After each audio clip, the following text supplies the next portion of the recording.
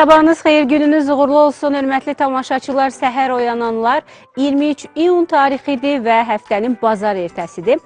Ənənəmizə sadiq qalaraq həftəmizi pozitiv enerji ilə başlayaq ki, elə günümüz də, həftəmiz də beləcə davam eləsin. Həm əhvalımız yaxşı olsun, həm də işlərimiz yaxşı getsin.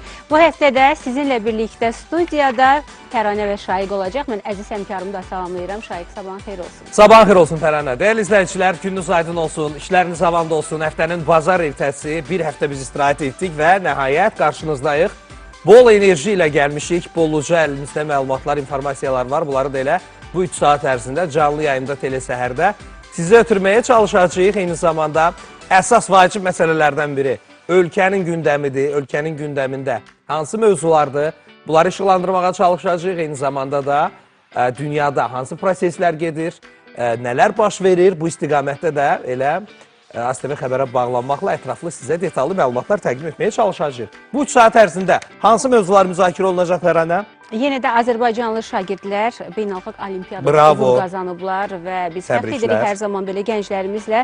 Onların uğurları barədə danışacağıq elə. Eyni zamanda yay ayıdır, çimərlik mövsümü artıq başlayıb, rəsmi elan olunub. Çirkli çimərliklərdə nə var, nə yox? Monitoring də aparılıb, bəli. Bəzi çimərliklərdə bakteriya aşkarlanıb əslində. Hansı çimərliklərdir və hansılar daha məsləhətlidir getmək üçün. Elə sujetimizdə bu məqama da toxunmuş. Hər halda aparılan monitoringlərin nəticəsi hər kəs üçün bəllidir. Düzdür, payız ayından mən Şıxov tərəfə tez-tez gedirəm oralara. Orada məsələn baxıram ki, ağsaqqallar elə payızda da girib çimirlər, yayda da girib çimirlər, fərqi yoxdur onları üçün. Amma istənilən halda yay ayıdır, çimərli mövsüm başlayıb, təhlükələrdən özümüzü maksimum dərəcədə qorumalıyıq. Elə bu arada təhlükə demişkən, havaların isti keçməsi istər-istəməz insanlarda gün vurma ilə də müşahidə olunur. Yayın ən ciddi problemlərindən biri, çox günün altında gəzəndə, həddindən artıq gün şüası qəbul edəndə bunun ağır fəsadları ola bilər. Yəni gün vurmadan söhbət gedir. İlkin əlamətlər nələrdən ibarətdir?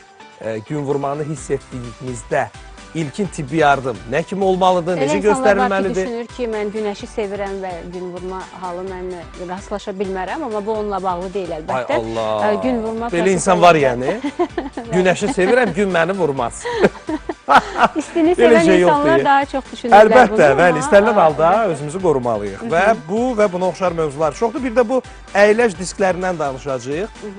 Bir çox sürücülər üçün yeri gəlmişkən kifayət qədər önəmli bir mövzudur. Peşəkar sürücülər əslində avtomobillərin müəyyən detallarını bilirlər. O ilkin tibbi yardım insana necə olursa, avtomobildə də var belə. Yolda qalmamaq üçün ilkin olaraq nə etməlisən? Müəyyən detallar var ki, onlardan anlayışın olmalıdır. Bu da əlbəttə ki, peşəkarlığa bağlı məsələdir, təcrübəyə bağlı məsələdir. Bu istiqamətdə də peşəkarlardan məsləhətlər almışıq. Əyləc qəriblərindən, əyləc disklərindən ümumi məlumatlar təqdim edəcəyik.